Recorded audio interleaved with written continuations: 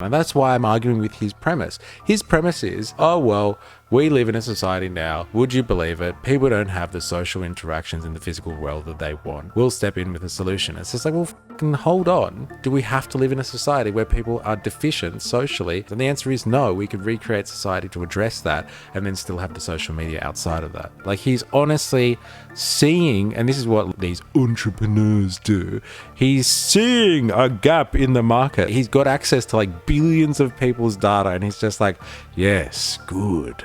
I can see that they're all upset and unfulfilled. How do I capitalize on that? Already people have meaningful relationships with AI therapists, AI friends, maybe more. And this is just going to get more intense as these AIs become more unique and more personable, more intelligent, more spontaneous and funny and so forth. How do we make sure people are going to have relationships with AIs? How do we make sure that these are healthy relationships? Well, I think there are a lot of questions that you only really can answer as you start seeing the behaviors. So probably the most important upfront thing is just like ask that question and care about it at each step along the way. But I think also being too prescriptive up front and saying, we think these things are not good, often cuts off value, right? Because often cuts off value. So that's bourgeoisie talk for profit. Just remember that. I don't know, people use stuff that's valuable for them. I mean, one of my core guiding principles in designing products is like, people are smart, right? They know what is valuable in their lives. Every once in a while, something bad happens in a product, and you want to make sure that you design your products well to minimize that. But if you think that something someone is doing is bad, and they think it's really valuable, most of the time in my experience, they're right and you're wrong, and you just haven't come up with the framework yet for understanding why the thing that you're doing is valuable and helpful in their life. So that's kind of the main way. What the does that mean? Like, if somebody's doing something wrong, sorry, you think someone's doing something wrong and they think it's valuable, usually they're right and you're wrong. Like, what is he saying? Like, don't worry about morals, as long as it's valuable. Then like we'll learn to make it work. Don't worry about it. Way that I think about it, I do think that people are going to use AI for a lot of these social tasks. Already, one of the main things that we see people using Meta AI for is kind of. And he seems to be kind of floundering around a little bit here, but like here's the heart of it. Are you ready? For a lot of these social tasks, already one of the main things that we see people using Meta AI for is kind of talking through difficult conversations that they need to have with people in their life. It's like, okay, I'm having this issue with my girlfriend or whatever, like help me have this conversation. Or like, I need to have this hard conversation with my boss at work. Like, how do I have that conversation? That's pretty helpful. And then I think as the like that was the logic, right? Don't worry, Guantanamo is bad, but it's valuable. You'll see eventually that it's good. Yeah, that's a really good way of describing. That sounded like what he was saying, right? It was like, yeah, okay, some people might think it's bad, but it's valuable. Like, what a bourgeois ethic that is. It's like, but it makes money, so it's okay. Don't worry about it. Help me have this conversation. Or like, I need to have this hard conversation with my boss at work. Like, how do I have that conversation? That's pretty helpful. And then I think as the personalization loop kicks in and the AI just starts to get to know you better and better, I think that will just be really compelling. One thing just from working on social media for a long time is there's the stat that I always think is crazy. The average American, I think it's fewer than 3 friends.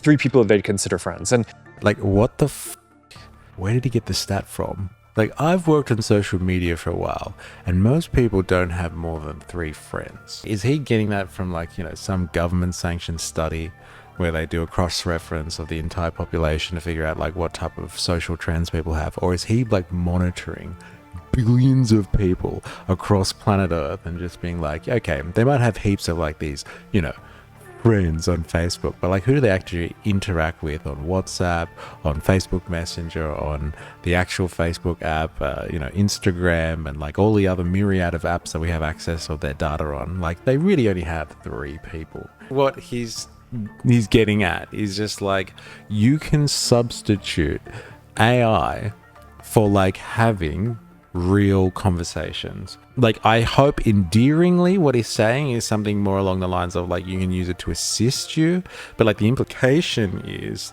that like you can use AI to replace having real conversations with people. I think they're talking about like kind of replacing human interactions. But like, I do want to let him finish. I want to see him in context. I think it's fewer than 3 friends. 3 people that they'd consider friends. And the average person has demand for meaningfully more. I think it's like 15 friends or something, right? I guess there's probably some point where you're like, all right, I'm just too busy. I can't deal with more people. But the average person wants more connectivity, connection than they have. And we can do that for them. You know, there's a lot of questions that people ask of stuff like, okay, is this going to replace kind of in-person connections or real life connections? And my default is that the answer to that is Probably no. I think I think Probably not yet. Do you see the qualifier there? Like, if he was going to be, emphatic about that, it's just like, calm down, people. This is not going to replace human interactions. He'd be like, come on. My answer to that is no.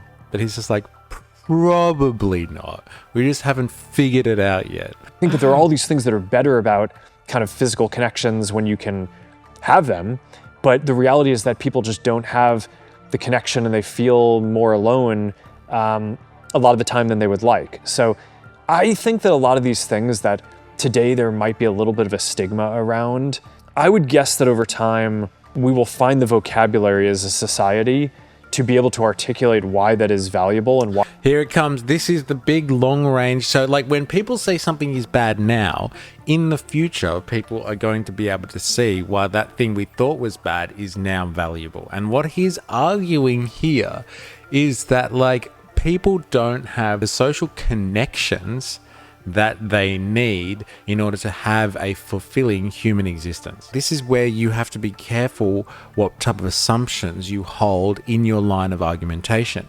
Now, his line of argumentation here is that it's a fact that people have less friends than they require to be fulfilled human beings, and it runs along with the assumption, therefore, that that will never be something that can be addressed by society itself. It is just a given now that people are in a social deficit. And so in the future, as we get acquainted with the fact that we don't have the social connections that we want, something will step in. He's not sure what it is yet. Some strange force is going to just present itself to the human race and fill the void. And like he's saying that basically it's going to be AI. And like we'll find the words to become comfortable with something that we intuitively thought was bad up front, because we live in a world where we understand the value of human connections. But in the future, as that value for human connections is eroded and replaced by a new set of values, as we become habituated to new artificial social relations, then we will see the value in them. And then we will question how we ever lived before without them. Ever. Nathan says, isn't all this here kind of feeding into that? I mean, like Twitch and live streams, etc. I feel like these interactions are fairly artificial in themselves, no matter how much we try to be ourselves. There's a lot of truth to that, I think. This, at the end of the day, is a product of doing social media in a capitalistic environment. So under a system where you have these types of people that have developed this technology for the sole purpose of private control and profit. If we had systems where we were able to do this as effective as what we're doing right now was truly open sourced, and we could just log on anytime and have a conversation anywhere in the planet, that sort of stuff I think allows for there to be an extra level of human socialization. It shouldn't be the end point, but it should be just one element in the bag of tricks that is human interaction. It doesn't have to be replacing all social interactions. This sort of stuff in a surveillance capitalist world, this type of social interaction that you're talking about is the thing that is replacing social interaction. And that's why I'm arguing with his premise. His premise is that like, oh, well, we live in a society now that like, oh, would you believe it? People don't have the social interactions in the physical world that they want. So like, oh, well, we'll step in with a solution. It's just like, well, hold on. Do we have to live in a society where people are deficient socially? And the answer is no. We could recreate society to address that and then still have the social media outside of that. Like he's honestly seeing, and this is what like kind of these entrepreneurs do, he's seeing a gap in the market. Like he's got access to like billions of people's data, and he's just like, yes, good, I can see that they're all upset and unfulfilled. How do I capitalize on that?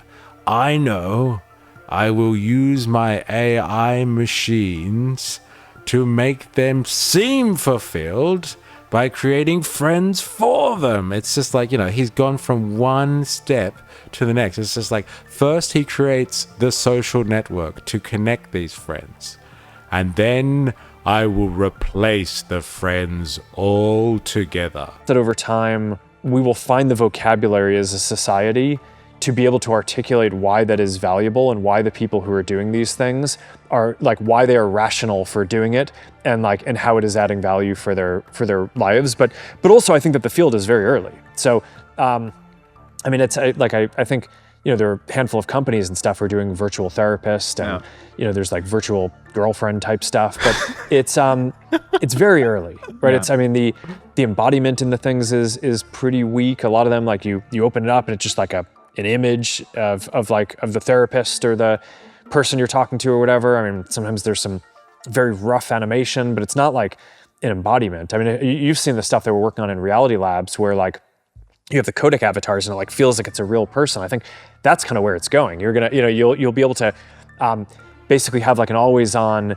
video chat where it's like, oh, and also the AI will be able to, you know, the gestures are important too. Like more than half of communication when you're actually having a conversation is not the words that you speak, it's all the nonverbal stuff. Yeah. I did get a chance to check out Orion the other day, and I thought it was super impressive. And I'm mostly optimistic about the technology, just because generally I'm, as you mentioned, like libertarian about if people are doing something, probably think it's good for them. Although I actually don't know if it's the case that if somebody... But like, yeah, when someone says, oh, I'm a libertarian, ... like kind of thing, and then like, obviously depending on the context of what they're talking about, but in this context, you know, it's just like, we need to free it up. So like people like you, Zuckies, can absolutely monopolize on something and control the world. He's using TikTok. They would say that they're happy with how much time they're spending on TikTok or something. So I'm mostly optimistic about it, also in the sense that if we're going to be living in this future world of AGI, we need to be, in order to keep up with it, humans need to be upgrading our capabilities as well with tools like this. And just generally, there can be more beauty in the world if you can see Studio Ghibli everywhere or something. I was worried that one of the flagship use cases that your team showed me was I'm sitting at the breakfast table, and on the periphery of my vision is just a bunch of reels that are scrolling by. Maybe in the future, my AI girlfriend is on the other side of the screen or something. And so I am worried that we're just removing all the friction between getting totally reward hacked by our technology. How do we make sure, like, I don't know, this is not what ends up happening in 5 years? I mean, again, I think people have a good sense of what they want. I mean, that experience that you saw was a demo just to show multitasking and holograms, right? Yeah. So I mean, I agree that like I don't think that the future is like. I think people have a good sense of what they want. Now, like again, his argumentation comes from a very precarious premise, and his premise is that again, people know what they want. Now, like, that's a fine level of argumentation in, like, the real world where people have had the ability to kind of manifest their own personality through interaction with other human beings and their environment. And so they started to develop an understanding for what they want. Now, if, like, you're being engineered by surveillance capitalists who like hit you up with advertising, and not only hit you up with advertising, so they're kind of like they're conditioning you to want stuff, but they're also modifying your behavior. You run a dangerous assumption by saying that people have a good sense of what they want, especially when we know that this guy and his very nefarious organizations over the years, after, you know, from whistleblower to whistleblower, have been modifying people's behavior and like watching them when they're at like their low points emotionally, physically, what have you, and have been like changing the way that they see the world and experience things. If they have the ability to change the world for people and manipulate people's existence, then like I don't think people have a good sense of what they want. If there was a manufacturing of consent, there is a manufacturing of want and desire at like a whole new level in a society that is not only just bombarded by advertising, but behavioral modification in a surveillance capitalist world. And so like, again, he's just arguing here on I would say a false premise, because it gives the illusion that it's like, yeah, like if people know what they want, then like, fuck, who gives a shit? Like, let them exist in like a world where they're just bombarded by stuff in their field of vision, as opposed to having to pick up a phone and doom scroll. And if they don't like that, they'll turn it off. And it's just like, but will they? Will they turn it off, Zuckerberg? You tell me. Have a good sense of what they want. I mean, that experience that you saw that was a demo just to show multitasking and holograms, right? Yeah. So I see him like backtracking hard. He's just like, oh, you weren't supposed to talk about that. Remember, you signed a non-disclosure agreement. Remember that, asshole? Don't tell them what we're working on. I agree that like I don't think that the future is like you have stuff that's trying to compete for your attention in the corner of your vision all the time. I don't think people would like that too much. But like, if they think it's bad now, they will see in the future that it adds value to them once they have been indoctrinated into the system and brainwashed after years of conditioning to actually want that. Then they will know that it's not bad, it's adding value, damn it. So it's one of the things as we're designing these glasses that we're really mindful of is like probably the number one thing that glasses need to do is get out of the way and be good glasses. He knows that when people want glasses, they want to be able to see. Eh? And that is the insight of the day, ladies and gentlemen. As an aside, I think that's part of the reason why the Ray-Ban Meta product has done so well is like, all right, it's like great for listening to music and taking phone calls and taking photos and videos. He's a philosopher and a deep one too, let's just say, very deep. It's there when you want it, but when you don't, it's like a great, good-looking pair of glasses that people like, and it kind of gets out of the way well. I would guess that that's going to be a very important design principle for the augmented reality future. Right. The main thing that I see here is, I think it's kind of crazy that for how important the digital world is in all of our lives, the only way we can access it is through these like physical, digital screens, right? It's like you have like a phone, you have your computer, you can put a big TV, it's like this huge physical thing. It just seems like we're at the point with technology where the physical and the digital worlds should really be fully blended. There it is. And like, this is the core of the conversation that he was having before. There's a physical realm out there. Humans are physically social beings. And we have produced a society where humans no longer have their social requirements fulfilled. And so we will blend together the physical and the digital realms, so you don't have to worry about going and finding a physical human in the physical realm. That's just a barrier, hey? That's a barrier to your convenience as a consumer in a consumer society. And so we'll just like plug it into your head, and you'll be able to just see them in your peripheral vision and talk to them inside your mind. And so you'll have a complete breakdown of the digital and the physical experience. And he's talking about socially as well as physically.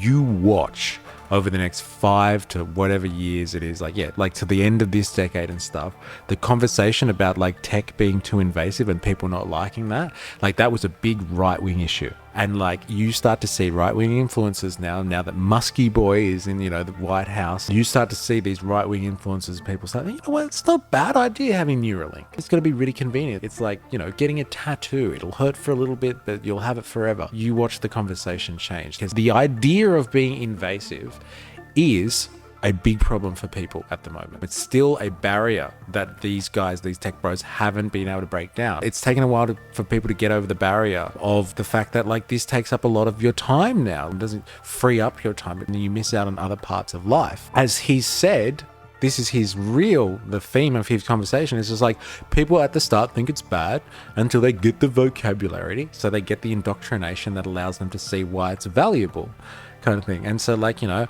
after a while, we've all learned to live with smart technology and we're happy now, I guess, that like, you know, well, it's convenient. So like, I guess it's a trade-off for the bad side of the stuff that is, you know, it takes up all of our time and pulls us away from the real world. And so sooner or later, the conversation is going to be like, look, the invasive stuff that you're worried about, like, you know, it might seem bad, but like soon you'll understand why it's valuable. And that's a guarantee. And that's the real meta conversation that's going on here. And like, I do like the pun there, meta conversation. Being invasive might seem bad, but you'll learn to love it. And I think people know what they want because after enough of being told what you want, you'll be convinced too. And that's what the holographic overlays allow you to do. But I agree. I think a big part of the design principles around that are going to be, okay, you'll be interacting with people and you'll be able to bring digital artifacts into those interactions and be able to do cool things like very seamlessly, right? It's like if I want to show you something here, like here's a screen, okay, here it is. I can show you, you can interact with it. It can be 3D. We can kind of play with it. You want to, you know, like play a card game or whatever. It's like, all right, here's like a deck of cards. We can play with it. It's like two of us are here physically. Like you have a third friend who's just hologramming in, right? And that they can kind of participate too. But I think that in that world, people are going to be, you know, just like you don't want your physical space to be cluttered. It's sort of like a, you know, it just kind of has like it wears on you psychologically. I don't think people are going to want the digital kind of physical space to feel that way either. So I don't know. That's more of an aesthetic and one of these norms that I think will have to get worked out. But I think we'll figure that out. Now, there's one other point that I want to make about this, and it's not a point that I can take any credit for. First 3 friends are free, only $20 each after bundles of 3 for $45. Yes. Now, like, that was actually getting onto the point that I was going to make. Think about, like, this realm, right? Let's just say people start to normalize on having AI friends, on having their social requirements as human beings fulfilled by AI. The scary thing is that, like, if Mark Zuckerberg decides that you've been naughty, they'll turn off your AI friends. And it's like in a world that is like built upon the fact that humans are like, you know, are social beings and they're exploiting the fact that we need to socialize in order to fulfill ourselves. If you attain some type of fulfillment from these people, there's literally an on-off switch for it all. If they don't like what you're doing, they can basically destroy your social existence. Like, it's one thing to have your car that can be switched off. If there's something that you require to get emotional sustenance from, as opposed to just having a nice luxury or a convenient item that can be like turned off by someone remotely. This is a whole new way to attack and control the human psyche. Like this scene here where like he's full interacting with her and like they're having a pretty emotional time. You don't have to say that. Ryan Gosling and this chick, and then bang, she freezes. Like, could you imagine if you had an AI girlfriend or something like that, or an AI partner or an AI friend, and like you were having a deep and meaningful, you were having a conversation, you were just doing your usual day to day, and like bang, it just disappeared, and they switched it off. Maybe you didn't pay your subscription or something like that, or who knows, or maybe you've done something that like they thought was wrong. You have been at a student protest at a university, protesting against is not rail, and like they decided that like that's not socially acceptable, and so they turn off your AI friends. It would be it'd be traumatic if you got emotionally attached. And like, you know, people are susceptible to this stuff. Like, this is real. People are very susceptible to this type of stuff because we do live, like what Mark Zuckerberg is picking up on here, on a huge gap in the environment. He's surveying billions of people and getting data on them. He knows that in this, late stage capitalist society, whether you're in the developed world or not, capitalism has destroyed a lot of the traditional social relations that have been held by families and communities, and it's broken them down to put things on the market. It's broken down human connections en masse. And like, he's picking up on the fact that like humans are disconnected and they have an insatiable lust and thirst and hunger and desire for these types of human connections. And he's just like, we can control this system. That's the real conversation that's going on in the background, and why he's all keen on open source technology, because he's hoping that people will pick it up and use it. And like, the more people that will just pick it up for free. What did he say before? It's like, it's not a big ask. Like, I'm just saying, like, if we're going to give it to you like for free, like at least you could acknowledge that your licensing is with Llama, which is with Meta. And so like, they're going to control all of it. That entire gap in humans as social beings, as a species, that gap that we have as a species between one another is going to be filled for all of us, apparently. Nathan, I imagine it's a similar feeling having a friend die when you haven't resolved a fight. Sucks. Remember, I am, you are, we are a mystery. I am on Patreon. Please follow the link in the description and sign up for free. We are trying to build a revolutionary community over there. So go become a member for free and join the conversation. If you can contribute financially, that would help a lot.